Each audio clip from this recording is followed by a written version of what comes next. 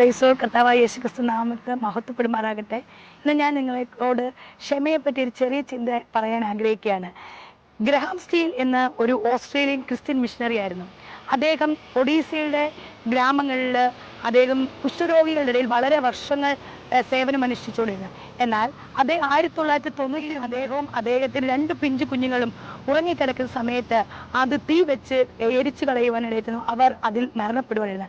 എന്നാൽ അതിനുശേഷം അദ്ദേഹത്തിന്റെ ഭാര്യയായ ഗ്ലാഡിസ് സ്റ്റീൽ ഇപ്രകാരം പറയാനിടയായി തീർന്നു: ഇത് ചെയ്തവരോട് ഞാൻ ക്ഷമിക്കുന്നു, എനിക്ക് ദേഷ്യമില്ല എന്ന്. നമുക്ക് ഇവിടെ കാണുവാൻ കഴിയുന്നത് ഒരു ക്ഷമയുടെ പാഠത്തെ നമുക്ക് കാണുവാൻ കഴിയുന്നു. ഇതേപോലാണ് കർത്താവായ യേശുക്രിസ്തു ക്രൂശിൽ കിടക്കുമ്പോഴും പറയുന്നു: പിതാവേ, ഇവർ ചെയ്യുന്നത് എന്തെന്നറിയാൽ ഇവരോട് ക്ഷമിക്കണമേ. നമുക്കും ദൈവം ആ മാതൃകയാണ് തന്നേച്ച് പോയിരിക്കുന്നത്. നമ്മുടെ ശത്രുക്കളെ സ്നേഹിക്കുക, നമുക്ക് വിരോധമായിരിക്കുന്നവരെ സ്നേഹത്തിൽ നമ്മൾ അവരെ പൊതിയുക, നമ്മൾ ക്ഷമിക്കുന്നവരായി തീരുക. എഫേസ്യർ 4:32 ക്രിസ്തുവിൽ ദൈവം നിങ്ങളോട് ക്ഷമിച്ചതുപോലെ നിങ്ങളും അന്യോന്യം ക്ഷമിപ്പീൻ. നമ്മൾ അന്യോന്യം ക്ഷമിക്കുന്നവരായി നമ്മൾ ഓരോ ദിവസവും ദൈവ സ്നേഹത്തിൽ മുന്നേറുന്നവരായി മാറട്ടെ. ദൈവം അതിനുവേണ്ടി നമ്മളെ സഹായിക്കട്ടെ. God bless you.